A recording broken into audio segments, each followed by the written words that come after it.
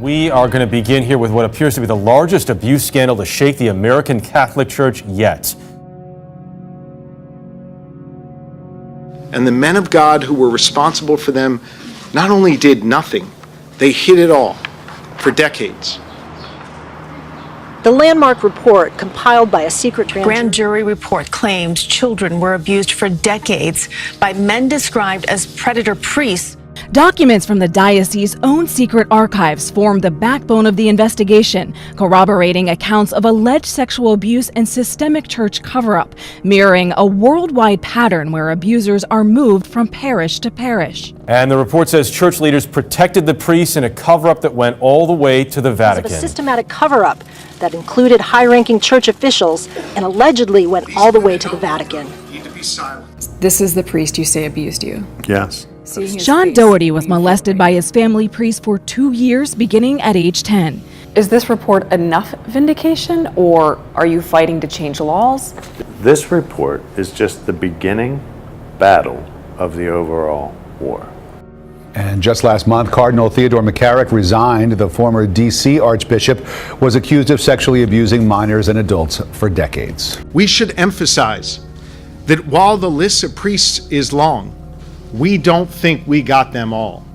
We feel certain that many victims never came forward, and that the diocese did not create written records every single time they heard something about abuse. The alleged abuses date back to 1947 and were uncovered following a 2-year investigation.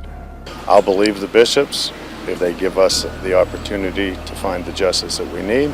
An apology isn't enough for Sean Doherty and other victims who are calling on lawmakers to change the statute of limitations and force the Catholic Church to finally pay for its sins. Predators in every diocese weaponized the Catholic faith and used it as a tool of their abuse. The grand jury investigation goes back 70 years and identified predator priests in 6 Catholic dioceses across Pennsylvania.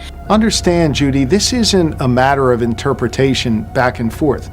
We not only relied on people testifying before our grand jury over a 2-year investigation, we relied on the church's own records, the church's own documents in what they called a secret archive.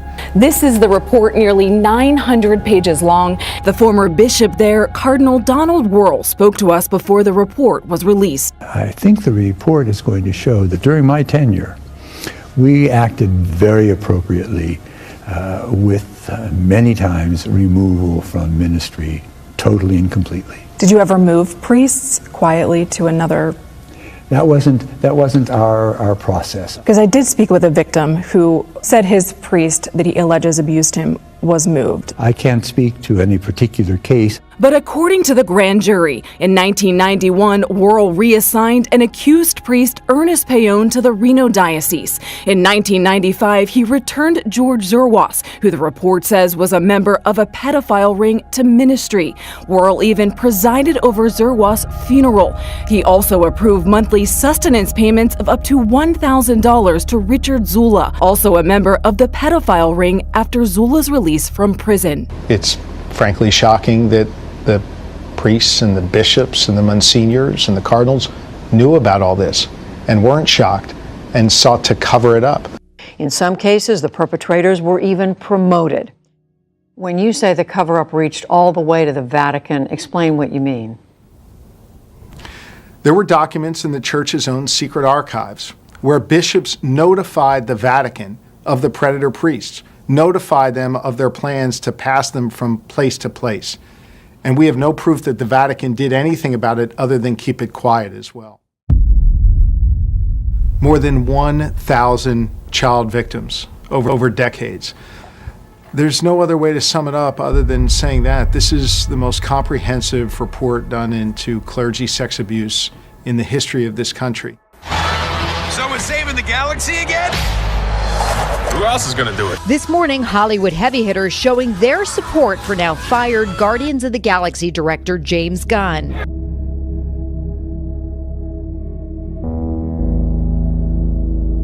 It's been almost 2 weeks since Disney fired director James Gunn for those tweets.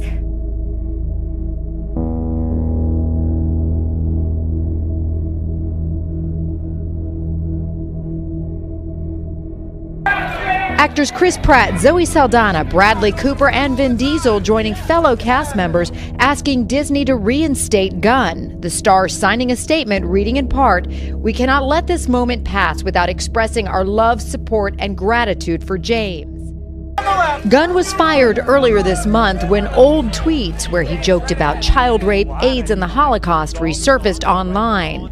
Disney calling them indefensible and inconsistent with our studio's values. This isn't the first time Gunn has had to answer for his controversial comments online. In 2012, Gunn expressed regret, promising to change. But now he's apologizing once again. Roseanne calling out the situation on Twitter. "I'm disgusted to read all the support for James Gunn's pedophile jokes as the same people supported blacklisting me for a joke they didn't even understand." Hope you're ready. Guardians of the Galaxy has delivered big for Disney. The third installment was reportedly preparing to shoot this fall with Gunn working on the script. The future of Gunn and the Galaxy now uncertain. I want to warn you about this next story because a Northern Virginia candidate running for Congress has some shocking, dangerous, and downright disturbing views about children and women. Nathan Larson is an accountant who lives in Fauquier County. This is hard to read and certainly hard to hear. He admittedly thinks it's okay for adults to have sex with children. He even wants to make it legal. Northern Virginia Bureau Chief Peggy Fox is in Catlett, Virginia tonight, and she spoke to him. Normally, we don't give people with abhorrent beliefs a platform in which to share those ideas. But this man is running for Congress, and as much as I personally hate to put this man on TV, we believe it's important for people to know why he's running for Congress. Nathan Larson told me he wants to, quote, restore liberty and make incest legal. What about sexual relations with your own children? Like, I would favor legalizing incest. Why is that? Just because personal freedom. What about the children's rights? Wouldn't that be rape to have sex with a child?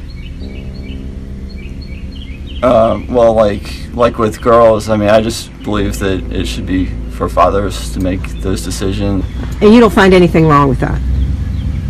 I mean, it's not for me to intrude on another family and tell them what they should do. Wouldn't that be really dangerous for children? I don't see how we know that. Like, children are human beings. They're not property.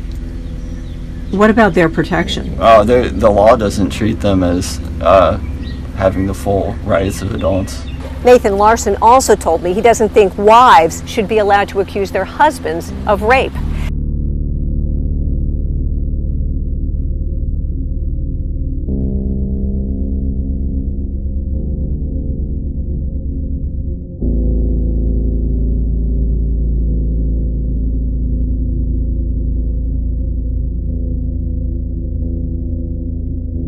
Have to, because we are living in very interesting times where they're pushing all kinds of crazy stuff.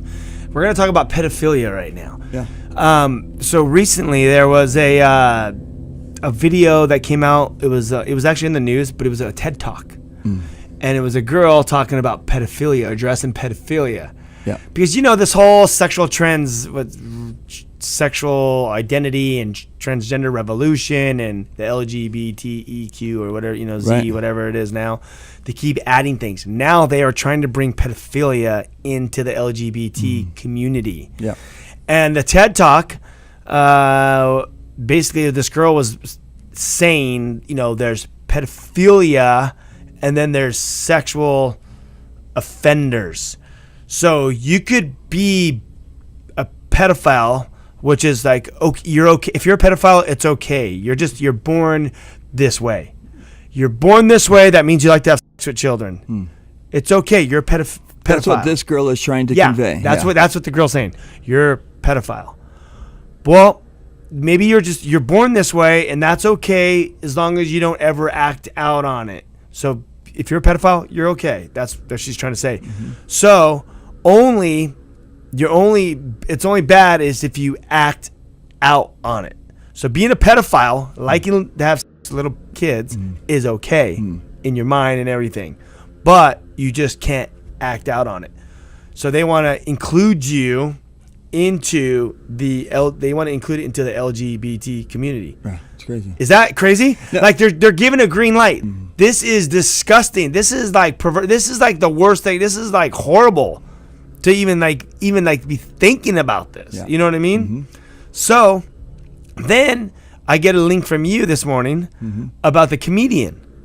Yeah. Remember his whole agenda? Horrible. So what was it? Let's kind of basically this. Do the basic This version. guy was he was basically breaking down that, like, you know, if you're a murderer, people have more. I'm going to paraphrase it. They have more grace on murderers than they do people that are pedophiles. Like, if you murdered somebody, you can actually be okay. You know, and he's going through a tough time in his life. Maybe he didn't have enough sleep. You know, and he's kind of like joking. He's a comedy, and this is something that should not be being joked around. There's so many people who have been impacted by this. But then he starts to give it as, okay, murders can be almost forgiven and people have grace on that. But if you are a pedophile, oh man, you're like wiped out. And so what his thing was like, he was hoping that they could take down the level of scrutiny against people that have the pedophile thing. That's what he was alluding to. And that is gnarly. The other stuff he said, I won't even repeat what he said. But that's basically the premise, and it's the same premise that you're talking about with that girl. And it's interesting that video that we both saw, this video we both saw, all circulated this last week. And it's just surfacing. And we were talking about this earlier in the show. This is why you got to be careful. People want to normalize things. The way that girl is speaking, she talks very, very eloquent. She is saying that, you know, people are born this way, and we need to have compassion on them. They're not able to fulfill these desires. Imagine if you have desires for a wife, or you have desires for a husband. If you're a woman and you have those desires and you want to fulfill that, what if you weren't able to fulfill those desires? Like, okay, now they have these desires. Oh, and this is just how they were born. This is how they were created. They didn't choose this. Born this way. Yeah. Isn't it interesting? Look at our world today. Also, for the last few months, we have been seeing it in Hollywood. We've been seeing it in many different platforms. Actors, producers, people that are famous are being dimed out that they were molested by this particular person. And this pedophile ring. There's famous actors. Corey Feldman has been on a big thing talking about the reality of pedophiles that are out there. His good friend Corey Haim, who was a very famous actor growing up in the 80s, who got really heavily addicted into drug addiction, heroin addiction, and overdose, died at a young age. He kind of alluded to that the things that happened to him as a kid, he tried to drown out all of that stuff by his drug addiction. And make no doubt about it, being a pedophile is against the things of the Lord. It's nothing to play with. It is demonic. And whenever you deviate from what God has created, you will open yourself up for so much deception. We've heard people talk about it, Ryan. I've heard people years ago say, you know, it's just a matter of time when you start opening up the boundaries of sexual orientation from this gender, now to this, now to this. It's going to just be anything goes. And there's not going to be any morality on any platform. Jesus says this, if you want to mess with his children. He says, but if you cause one of my little children's who trust me to fall into sin, it would be better for you to have a large millstone tied around your neck and be drowned in the deepest part of the ocean. Basically what he's saying is, you know, if you cause one of them, if you lead them into a path of unrighteousness, or what's a better word, into a life of not following God, or introduce them to gnarly stuff, it's better for you to cast a millstone around your neck and throw yourself in the deepest part of the ocean. So imagine trying to come at a kid and to sleep with a kid. Do not play with the children. God will not tolerate. You may get away with it now, but God will not tolerate it. I mean, it's just crazy that we're even talking about this right now. No, and because we're really having a conversation that this is actually trending. Yeah, and there is an appetite for it out there. There's a crazy world out there that will eat this stuff up, that are, if you're into this stuff, and we cannot justify it. We got to pray for this nation because these things are going really, really quick. And I know my heart has been churning over the last couple months, and more so in these last couple weeks, because it seems like we're just being so much inundated with this stuff. And because of, we've been saying about the social media and all that kind of stuff, man, there's so many good things that come from this communication, but also the enemy wants to take it and use it for destruction. You know, what is that one quote? Evil prevails because good people do nothing. Dude, I've heard that a lot as well too. I love that. It's true. We have to do something. We need to educate our friends and family, our kids. We need to be there, available.